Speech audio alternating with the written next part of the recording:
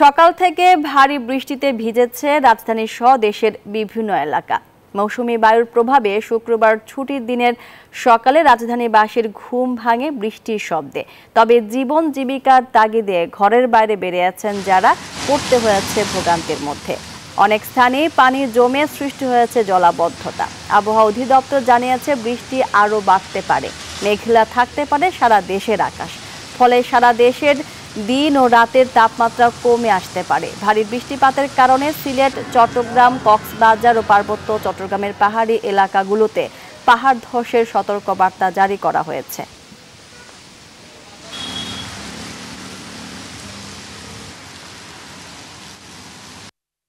আজকে সকাল থেকে অনেক বৃষ্টি। আমি যখন ঘুম থেকে উঠে দেখি অনেক বৃষ্টি, ভাবছি যে ক্লাস হবে না হয়তো।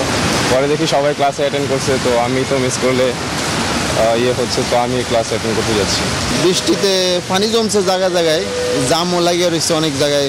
সকাল থেকে বৃষ্টি, এইরকম যাইতে পারতেছি না, এখন আটকে গেছি, এখন কোনো উপায় পাইতেছি না। ছুটির দিন সকালে ভারী বৃষ্টিতে ডুবেছে রাজধানীর ঢাকার বিভিন্ন অঞ্চল। পূর্বাভাস বলছে বৃষ্টি হতে পারে শুক্রবার সারা দিন। আবহাওয়া অধিদপ্তর জানিয়েছে সক্রিয় মৌসুমী বায়ুর প্রভাবে ভোর থেকে রাজধানীর বিভিন্ন এলাকায় বৃষ্টি হচ্ছে, সাথে বয়ে যাচ্ছে ঠান্ডা বাতাস। এই বিষয়ে বিস্তারিত জানাতে যুক্ত হচ্ছেন সহকর্মী মাসুদা লাবনী। আর লাবনী, রাজধানীর আবহাওয়া পরিস্থিতি কেমন দেখছেন জানাবেন।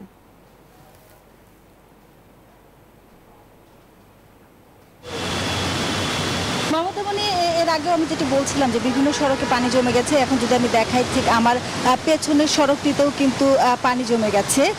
শুধু এই জায়গায় না, রাজধানীর বিভিন্ন জায়গায় কিন্তু সড়কে পানি জমেছে এবং সকাল থেকে ভারী বৃষ্টির কারণে এই যে পানি জমে গিয়েছে বিভিন্ন সড়কে।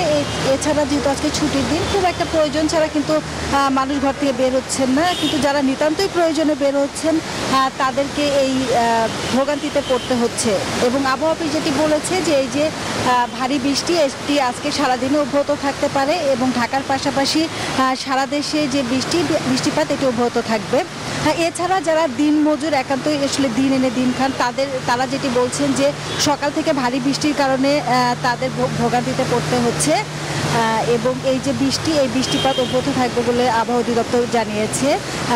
ভারী মৌসুমি বায়ুর প্রভাবে বৃষ্টি হচ্ছে এবং আবহাওয়া অফিস বলছে যে এই যে বৃষ্টিপাত, ভারী বৃষ্টি হওয়ার সম্ভাবনা এটি আগে থেকেই তারা জানিয়েছিল এবং যারা নিতান্ত প্রয়োজনে ঘর থেকে বের হয়েছেন তাদেরকে অনেকটাই আসলে দুর্ভোগে পড়তে হয়। বিশেষ করে বৃষ্টির কারণে অনেকে বিভিন্ন জায়গায় আটকা পড়েন। নির্দিষ্ট সময়ে গন্তব্যে পৌঁছানোর যে বিষয়টি, সেই জায়গাটিতে তাদের ভোগান্তি পোহাতে হয়। এছাড়া আজকে ছুটির দিনের কারণে খুব একটা যানজট আমরা দেখি নাই রাজধানীর সড়কগুলোতে। এই ছিল আমার কাছে সবশেষ।